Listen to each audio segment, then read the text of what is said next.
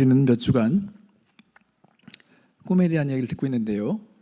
하나님이 꿈을 주실 때, 꿈꾸게 하실 때 어떤 일이 우리 안에 진행되고 있는지를 말씀을 통해서 배우고 있습니다. 첫 번째, 제가 여러분에게 꿈을 꾸는 자에 대해 말씀드렸는데, 요셉은 꿈꾸는 자였다. 요셉의 꿈은 생생한 꿈이었다. 하나님이 주신 꿈은 그렇습니다. 그리고 요셉처럼 우리는 꿈꾸는 자를 꿈꿔야 할 것입니다. 지난주에는 꿈의 훈련소에 대한 말씀을 전했습니다. 요셉이 거쳐야 했던 훈련소는 웅덩이, 보디발의 집, 그리고 감옥이었습니다. 하나님께서 꿈을 이루시기 위해서 이런 꿈의 과정들을 거치게 하시는데, 이것은 꿈 자체보다 꿈을 꾸는 그 사람의 인격을 다듬으시는 데 관심이 있습니다. 오늘은 꿈의 영향력에 대해서 전하겠습니다. 꿈이 저와 여러분들을 넘어서 아름다운 열매를 맺는 것을 함께 보기 원하기 때문에 오늘 말씀을 전했습니다. 준비했습니다. 자, 오늘 우리가 읽었던 말씀처럼 요셉은 바로의 부름을 받고 이제 바로 앞에 서게 됩니다. 바로는 애굽의 미래가 될 꿈을 꾸고 있었는데, 여러분, 요셉이 바로의 꿈을 해석해 주었습니다. 바로는 그 해석을 듣고 요셉의 지혜와 그의 실력에 감탄했습니다. 41장 39절 말씀 보십시오. 요셉에게 이르되 하나님이 이 모든 것을 내게 보이셨으니 너와 같이 명철하고 지혜 있는 자가 없도다. 여러분, 해석이 실력입니다. 오늘 이 시대도 변하지 않아요. 해석이 실력입니다. 우리는 매일같이 해석을 고대합니다. 어떤 사람은 오늘의 운세를 보면서 자신의 삶이 오늘 어쩔지 해석되기를 원합니다. 또 어떤 사람은 정치적인 견해들을 들으면서 이 시대가 어떻게 될 것인지 이런저런 해석을 그들은 듣고자 합니다. 저도 가끔 사람들의 말을 들을 때 어느 때는 혼동될 때가 있습니다. 만약에 누군가가 여러분의 삶에 대한, 또 여러분의 미래에 대해서 정확하게 해석해 준다면 얼마나 놀랍겠습니까? 그것은 진짜 탁월한 실력입니다. 오늘 이 시대에는 역시 해석을 기다리고 있습니다. 어떤 것을 해석받기 원할까요? 요즘 유튜브 보면 인공지능에 대한 얘기들이 가득합니다. 인공지능이 사람들의 관심을 모으고 있어요. 어떤 사람은 직업을 잃어버릴까 봐 불안해하고 있습니다.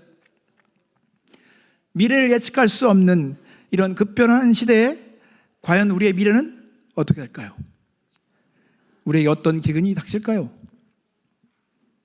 우리는 하나님의 사람이라면 이런 이 시대에 해석할 수 있는 지혜가 있어야 합니다. 지혜를 간절히 원해야 합니다. 그래서 우리는 하나님의 말씀을 묵상하는 것이 중요합니다. 이 말씀을 묵상을 통해서 해석의 그런 실력들을 쌓아가는 것입니다. 하늘의 지혜를 배우기 위한 것입니다. 바울은 특별히 예언을 사모하라고 부탁했습니다. 우리가 이 말하는 예언은 점치는 게 아닙니다. 예언은 삶의 해석, 우리의 삶에 정확한 그런 적용을 하기 위한 해석을 우리가 배워야 하는 것입니다.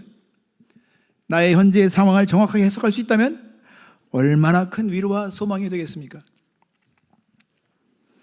우리가 하나님께 배운 분명한 사실이 몇 가지가 있습니다. 여러분, 변하지 않는 사실이 있어요. 이거는 시대가 변해도 변하지 않는 것인데 하나님은 절대 변하지 않는다. 성경에 있는 진리는 변하지 않는다. 인간의 죄악된 본성도 변하지 않는다. 그런데 변하는 것은 시대만 변하는 것입니다. 지금 이 시대가 막 변하는 것 같죠?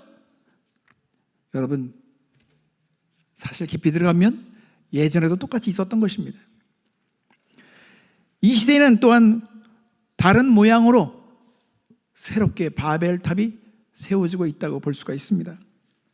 여러분, 인공지능을 기대하면서 어떤 사람들은요, 이제 인간이 신이 되겠다는 그런 희망을 걸고 있습니다. 영생 불멸에 대한 소망을 걸고 있습니다. 그래서 오늘 이 시대는 다시금 근본적인 질문을 하게 됐어요. 사람은 뭐냐? 사람이 뭐야? 인공지능이 사람을 다 대체한다면 사람은 뭐야? 우리의 위치는 뭐야? 인공지능이 활개치는 세상에 다니면 우리가 할 수 있는 일은 뭐야? 여러분, 인간은 이런 질문을 다시금 하게 된 것입니다.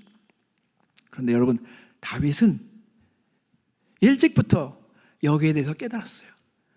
사람이 무엇이기에? 시편 8편에 보면 다윗은 그렇게 고백합니다.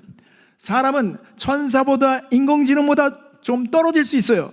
그런데 하나님은 사람을 사랑하기로 결단하신 것입니다. 하나님이 사람을 사랑하신 것은 사람이 똑똑하기 때문에, 지능이 우월하기 때문에 잘나서 사랑한 것이 아닙니다. 그럼에도 천사보다 못하지만 하나님은 사랑하기로 결단하신 것입니다. 시편 8편 5절을 보십시오. 저를 천사보다 조금 못하게 하시고 영화와 존귀로 관을 씌우셨나이다. 천사보다 못하니까 열등하다고 생각하죠? 아닙니다. 하나님이 사랑하셨다는 게 중요한 것입니다. 이제 우리가 하나님께서 사랑하시는 이 요셉이 어떻게 꿈을 실현해가는지 그 장면으로 들어가 보겠습니다. 자, 어느 시대나 지혜로운 지도자들은 미래를 밝혀주는 사람에게 투자합니다. 이 시대는 어정쩡한 사람들은요, 다 도태되게 되어 있어요. 그런데 진짜 소수의 미래와 직결된 아주 지혜로운 사람들, 인공지능을 능수능란하게 다룰 수 있는 사람들은요, 이제는 회사가 몇백만 불씩 주고서 데려가려고 합니다. 왜? 미래를 밝혀주는 사람들이기 때문에. 요셉은 애굽의 미래였어요. 그래서 바로는 요셉을 자신의 곁에 두고 싶었습니다. 요셉을 애굽의 2인자 자리에 세웠습니다. 41절 42절 말씀 보십시오. 바로가 또 요셉에게 이르되 내가 너를 애굽의 온 땅의 총리가 되게 하노라 하고 자기의 인장 반지를 빼어 요셉의 손에 끼우고 그에게 세마포 옷을 입히고 금사슬을 목에 걸고. 바로가 자신의 손가락에 있던 인장 반지를 요셉의 손가락에 끼워줬다는 것입니다. 이것은 여러분 단지 어떤 장신구가 아니에요. 바로가 요셉에게 끼워준 이 반지는 단지 장신구가 아니라 그것은 이 강력한 애굽이라는 제국의 법적 권위를 상징하는 반지였습니다. 이것을 요셉에게 건네주는 것입니다. 여러분 비교해 보십시오. 14년 동안에 요셉은 아무것도 없는 사람이었습니다. 요셉의 손은 족쇄에 묶여 있었고 노예의 노동으로 그의 삶은 굳어졌었습니다. 그러나 지금 그는 모든 것을 가진 존재가 되었어요. 바로가 건네준 이 반지는 성공, 권력, 영향력을 상징하는 것이 되었습니다. 요셉은 누구나 부러워하는 자리에 앉게 된 것입니다. 43절 말씀을 보십시오. 자객에 있는 버금수레에 그를 태우매 무리가 그의 앞에서 소리 지르기를 엎드리라 하더라. 바로가 그에게 애굽 전국을 총리로 다스리게 하였더라. 잠시 좀 뒤에서 좀 소리 나는 것을 좀 제지해 주시면 좋겠습니다.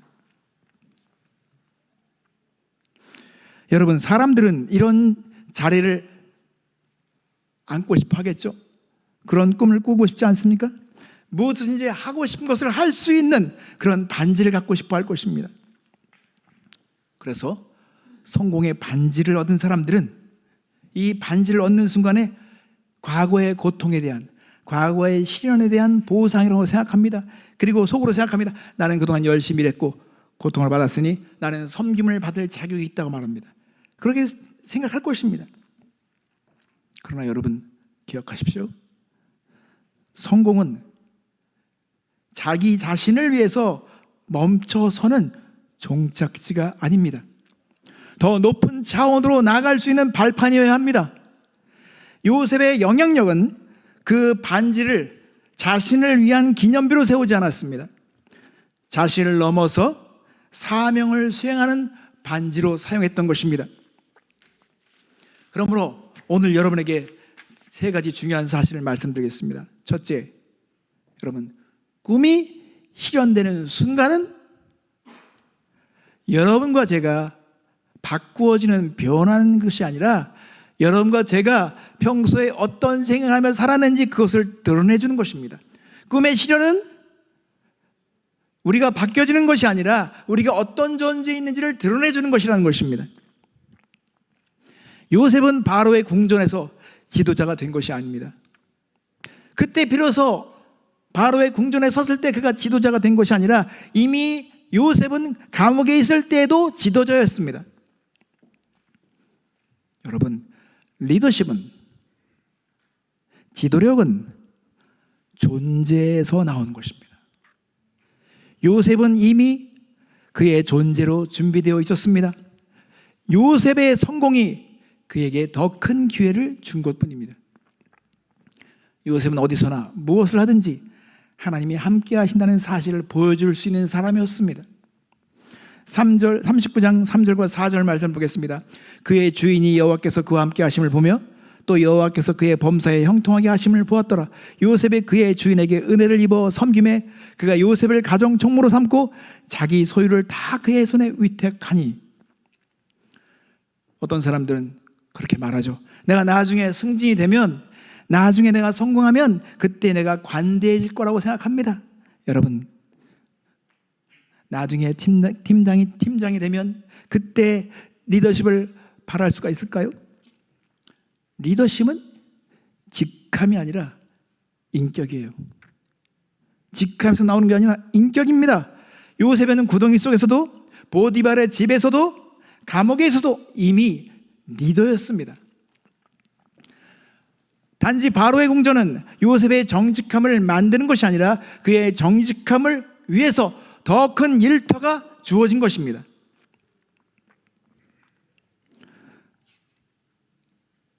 반드시 기억하십시오. 성공은 여러분을 바꾸는 것이 아닙니다. 여러분이 어떤 식으로 살아왔는지를 드러내주는 것입니다. 창세기 39장 21절 23절 말씀이면 이 사실을 증언합니다. 요셉이 어두운 감옥에 있었지만 그가 신뢰할 만한 사람이었기 때문에 간수가 그에게 죄수들을 책임자로, 죄수들을 책임질 수 있는 자로 세웠던 것입니다. 자, 21절 23절 말씀에 여호와께서 요셉과 함께 하시고 그에게 인자를 도와사 간수장의 은혜를 받게 하시매 간수장이 옥중 죄수를 다 요셉의 손에 맡김으로 그 재반 사물을 요셉이 처리하고 간수장은 그의 손에 맡긴 것을 무엇인지 살펴보지 아니하였으니 이는 여호와께서 요셉과 함께 하심이라. 여호와께서 그를 범사에 형통하게 하셨더라. 아멘. 여러분, 작은 씨앗을 이렇게 유리판에 올려놓고 돋보기 확대경으로 그걸 본다고 생각해 보십시오. 그 유리판이 그 씨앗을 나무로 변하게 하는 것이 아닙니다. 변하게 하지 않습니다. 그렇지만 현재의 상태를 보여줍니다. 이 씨앗이 썩었으면 그 씨앗의 미래는 썩은 것입니다. 이 씨앗이 건강하다면 이 씨앗은 이제 미래의 잠재력을 볼 수 있게 해주는 것입니다. 성공은 바로 그 확대기인 것 같습니다. 성공은 여러분의 마음에 본래 없었던 것을 주는 것이 아니라 여러분 마음에 이미 있었던 것을 숨김없이 드러내주는 그런 역할을 해주는 것입니다. 그래서 우리는 아무도 보지 않을 때 집에서나 어디서든지 여러분 우리가 생각하는 것, 이런 것들을 여러분들 주의하셔야 합니다. 만약에 여러분들이 여러분 대화하는 것, 여러분 행동하는 것을 확대기로 볼 수 있다면 무엇이 드러날까요? 지금 학교에서 여러분들이 험담하는 일을 하고 있다면, 지금 여러분 복도에서 험담하는 일을 하고 있다면 여러분 나중에 여러분들이 회사에서, 회의실에서 누군가를 험담하는 사람이 될 것입니다. 여러분들이 누군가와 화해하는 사람이라면 여러분들은 장래 사람들뿐 아니라 사회에서, 나라에서 화해하는 역할로 외교관으로 쓰임받게 될 것입니다. 꿈의 성취는 바로 이러한 결과들을 우리에게 보여주고 있는 것입니다. 예수님께서도 우리에게 말씀하셨습니다. 여러분, 우리가 은밀한 곳에서 행한 것들을 다 하나님께서 보고하신다고 말씀하였습니다. 지금 여러분들이 형제 자매들에게 못되게 군다면 여러분들은 궁정에서 폭군이 될 수 있습니다. 지금 화평을 이루는 일에 쓰임받는다면 궁전에서 구원자가 될 수 있을 것입니다. 그래서 마태복음 5장 9절에 화평하게 하는 자는 복이 있나니 그들이 하나님의 아들이라 일컬음을 받을 것이며, 요셉은 자신이 언제나 감옥에서 나올지를 몰랐습니다. 술관한 자에게 잊혀졌을 때에도, 그는 승진이 보장되지 않았을 때에도 하나님을 위해서 열심히 일했던 것을 우리가 알 수 있습니다. 그래서 예수님은 말씀하였습니다. 누가복음 16장 10절 말씀에 지극히 작은 것에 충성된 자는 큰 것에도 충성되고 지극히 작은 것에 불의한 자는 큰 것에도 불의하니라. 우리는 작은 일에 충성하는 자가 되어야 합니다. 그래야 하나님께서 큰 일을 맡기실 것입니다. 두 번째로 꿈의 목적에 대해서 생각해 보겠습니다. 여러분, 우리의 꿈의 목적은 다른 사람을 섬기는 것이 되어야 합니다. 기억하십시오. 하나님께서 주신 꿈은 나 자신을 위한 것이 아니라 다른 사람, 누군가를 섬기기 위한 것입니다.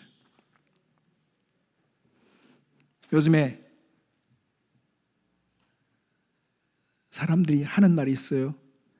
앞으로 이 지구는 전력난을 해결해야 한다. 전기가 모자랄 것이라는 얘기를 합니다. 왜 그럴까요? 인공지능 로봇들이 막 돌아다니잖아요. 이것들이 막 늘어나면 결국은 전기 부족 현상이 일어날 것입니다. 아무리 뛰어난 인공지능도 전기가 없으면 무용지물이잖아요. 근데 여러분, 만약에 한 달 동안 전기가 나간다, 상상할 수 있겠습니까? 오늘날 이 요셉이 살던 이 기근을 이해하기가 어렵기 때문에 제가 이 비유를 들려고 하는 것입니다. 전기가 한 달 동안 나가면 우리는 혼란입니다. 그리고 우리가 사용했던 모든 인터넷 이런 것들 사용할 수가 없습니다. 그것처럼 요셉이 살던 당시의 비는 비는 전력과 같습니다. 1년 동안 비가 오지 않잖아요. 그러면 생존의 위협을 받았습니다. 그런데 바로가 꿈을 꿨던 것이 현실이 되듯이 온 땅은 7년 동안 비가 오지 않아서 기근이 지속되고 있었습니다. 사람들은 이제 막 굶어 죽게 생겼어요. 그래서 쌀이 떨어져 갈 때쯤에 이제 필사적으로 식량을 구하기 위해서 나섰던 것입니다. 그런데 그 시대에 요셉은 희망이 되어줬습니다. 요셉은 애굽의 희망이었습니다. 미래에 어떤 일이 벌어질 것을 예측하고 꿈을 통해서 그가 배운 바대로 실천했습니다. 7년의 풍년 동안 이제 앞으로 닥칠 7년의 기근을 대비하기 위해서 곡식 창고를 만들었어요. 그래서 온 땅의 백성들은 애굽 땅에 곡식이 있다는 소문을 듣고 몰려오기 시작했습니다. 41장 56절 57절을 보겠습니다. 온 지면에 기근이 있음에 요셉이 모든 창고를 열고 애굽 백성에게 팔세. 애굽 땅에 기근이 심하며 각국 백성도 양식을 사려고 애굽으로 들어와 요셉에게 이르렀으니 기근이 온 세상에 심함이었더라. 요셉은 10대였을 때 그 곡식단들이 자기에게 절하는 꿈을 꾸었잖아요. 그때는 누군가가 자기의 절하는 것으로 그는 미래를 생각했었습니다. 그런데 20년이 지나서 그가 37살이 되어서 기근이 닥쳤을 때 온 세상의 기근이 막 덮치고 있는 이 상황에서 그는 꿈의 목적을 진정으로 보게 되었습니다. 아, 그렇구나.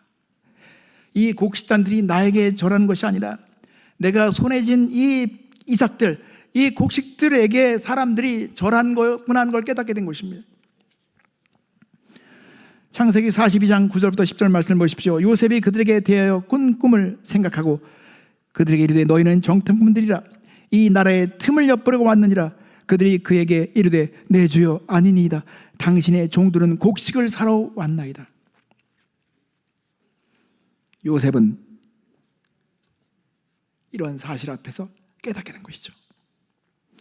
하나님은 요셉의 가정과 이 땅의 사람들을 기근으로부터 구원하시기 위해서 요셉의 꿈을 준비하셨던 것입니다. 만약에 요셉이 자기 자신만을 위한 꿈을 생각했다면 여러분, 그것은 하나님이 주신 꿈은 아닌 것입니다. 요셉의 꿈은 자신만을 위한, 자랑하기 위한 것이 아니라 형제들을 먹여 살리기 위한 꿈이었던 것입니다. 여러분의 꿈이 하나님이 주신 꿈이라면 여러분, 반드시 그것은 누군가를 구원하기 위해서 지명된 사람들이 있다는 것입니다.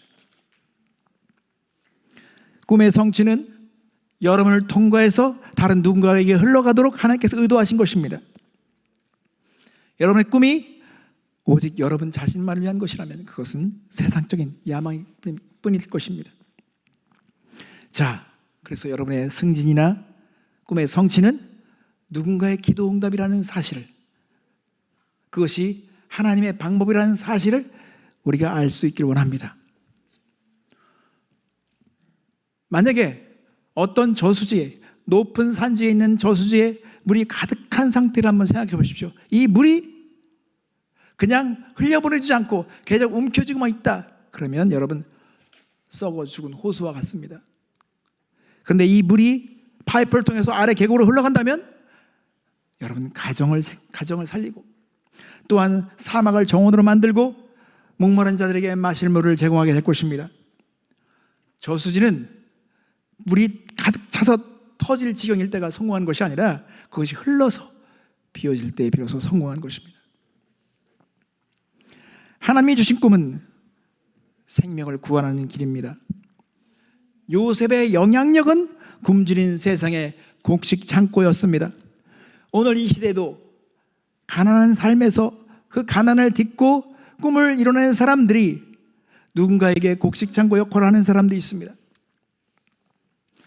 제가 지난번에 손흥민 선수에 대한 얘기를 했었잖아요. 근데 손흥민 선수와 똑같이 공동으로 상을 받은 영국 축구에 여러분, 리버풀이라는 팀이 있는데 거기에 살라라는 선수가 있습니다. 이 선수는 3번 올해의 선수상을 받은 사람인데 이 살라가 아주 열악한 환경에서 살았습니다. 근데 그가 이제 꿈을 이루고 나중에 어떤 역할을 하냐? 제가 유튜브에서 보니까 그가 자기가 자란 마을에 물을 공급하고 학교를 세우고 의료시설을 지원했다는 얘기를 들었습니다. 더 놀라운 것은 자기가 사는 동네가 400가구가 있는데 이 가구마다 매달 500만 원씩을 집어넣어준대요, 통장에. 근데 그걸 몇 년째 하고 있대요? 여러분, 예수를 믿지 않는 축구 선수도 자신이 이렇게 성공한 이후에, 꿈을 이룬 이후에 누군가에게 복의 통로로, 곡식 창고로 쓰임 받았습니다. 그렇다면 하물며 하나님을 믿는, 예수 그리스도를 왕으로 주님으로 믿는 우리들은 어떤 삶을 살아야 할까요? 저는 우리 교회를 사랑하고 자랑스럽게 생각합니다. 우리 성도들을 자랑스럽게 생각합니다.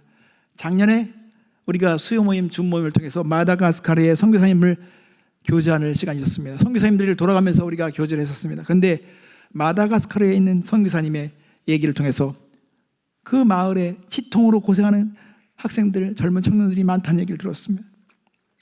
제가 치통으로 고생해봐서 알아요. 얼마나 그게 힘든지를 압니다. 그래서 성도들이 즉시 헌금을 보내서 200명 정도의 주민들을 여러분, 치아를 여러분 고쳐줄 수 있었습니다. 우리의 정성스러운 헌금으로 지금도 미전도 종족들이 죽게 돌아오고 열악한 동네에 집을 지어주고 학교를 세우고 있어서 감사합니다. 또한 우리 교회에 훌륭한 요리사들이 있습니다. 여러분, 요리만 잘하는 것이 아니라 그 마음 가운데 제가 준비되어 있는 마음들을 봅니다. 불쌍한 사람 보면 막 도와주시고, 음식이 없으면 음식을 막 해다 주시고, 이런 걸 보면서 너무 감사하죠.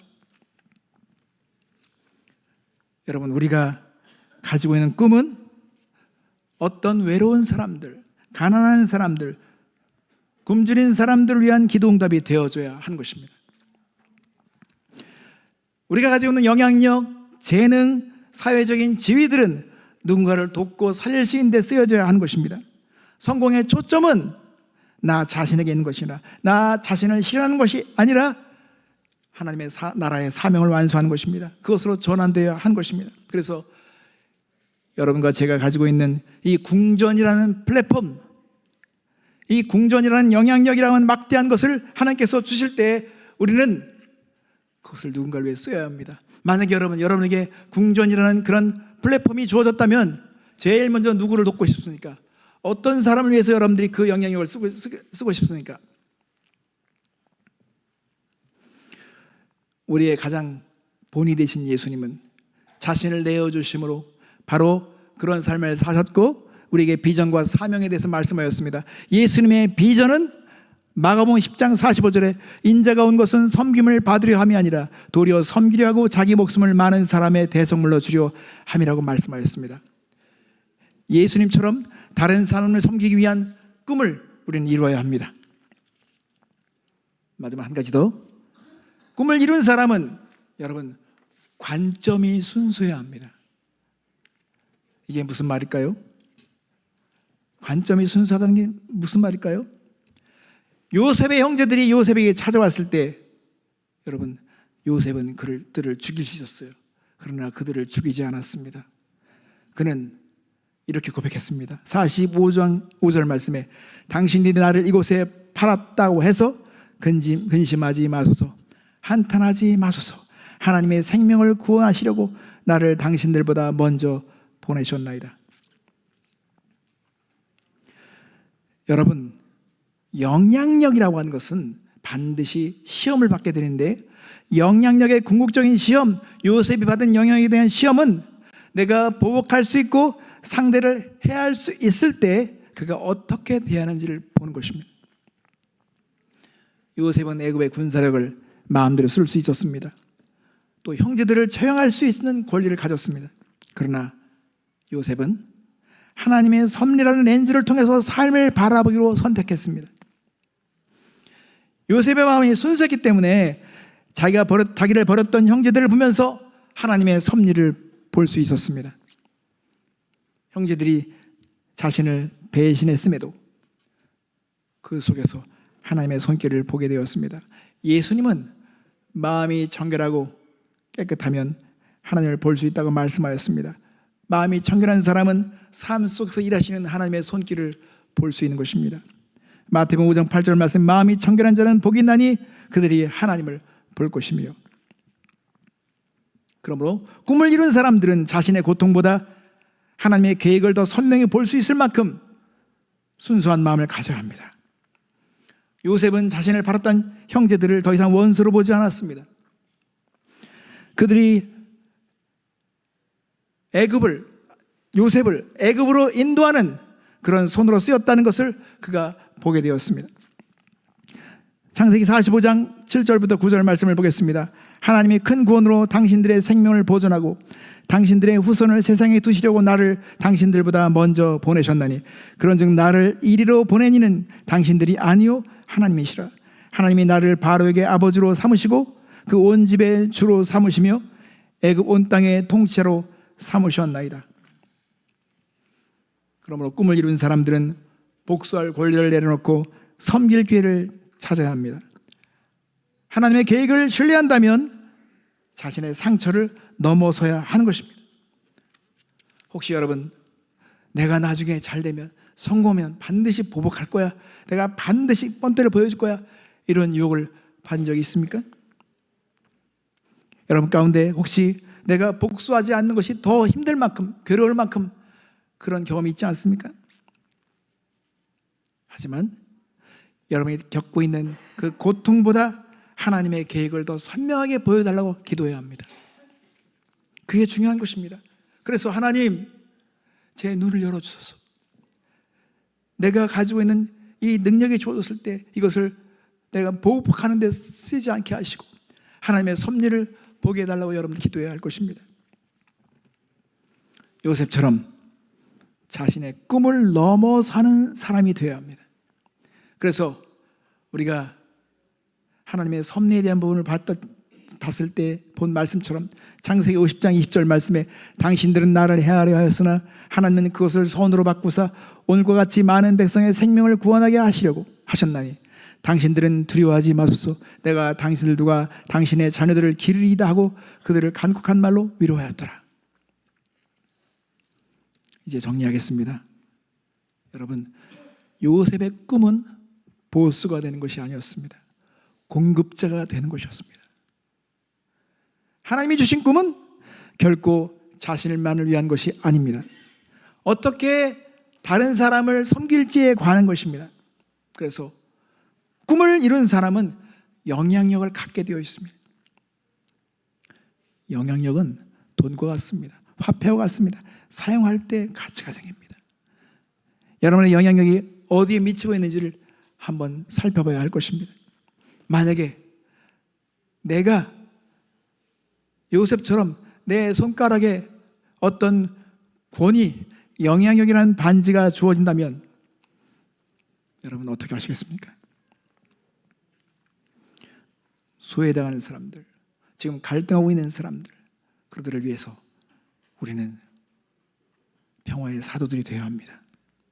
그 반지를 사용해서 누군가를 살리고 위로해 줄 수 있는 사람들이 되어야 합니다. 여러분에게 주어질 영향력이라는 플랫폼을 낭비하지 마시기 바랍니다. 하나님이 주시는 꿈을 이제 우리가 함께 찾아갑시다. 꿈을 소유하게 해달라고 기도하십시오. 꿈을 발견한 사람들은 이 꿈이 진행되는 이 훈련 과정을 두려워하지 말고 용기 있게 감당하시기 바랍니다.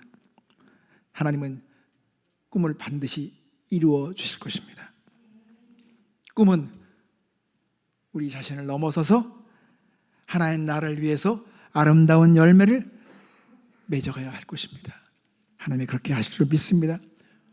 저는 우리 특히 유스 학생들을 바라볼 때마다, 기도할 때마다 하나님, 우리 가운데 영향력 있는 사람들 나오게 해주세요. 꿈꾸는 사람들 나오게 해주세요. 그래서 여러분들 안에 그런 아름다운 감동적인 이야기가 계속 이어져 갔으면 좋겠습니다. 우리 함께 꿈을 이루어 갑시다. 기도하겠습니다.